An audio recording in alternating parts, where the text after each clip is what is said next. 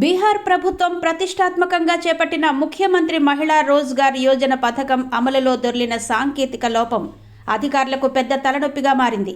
Assembly ఎన్నికలకు ముందు సుమారు 75 లక్షల మంది మహిళల ఖాతాల్లోకి 10,000 చొప్పున జమ చేసే క్రమంలో పొరపాటున అనేక చోట్ల మహిళలకు బదులు పురుషుల ఖాతాల్లోకి ఈ నగదు చేరింది.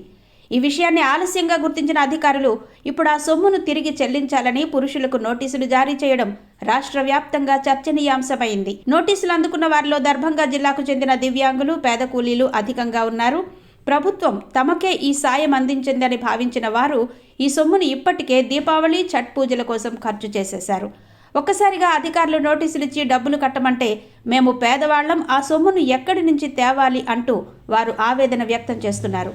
ఈ వ్యవహారంపై రాజకీయ దుమారం కూడా రేగింది. ఓట్లు కొనేందుకే ఎన్నికల ముందు తొందరపడి ఇలా అడ్డగోలుగా నిధులు జమ చేశారని విపక్షాలు విమర్శిస్తున్నాయి.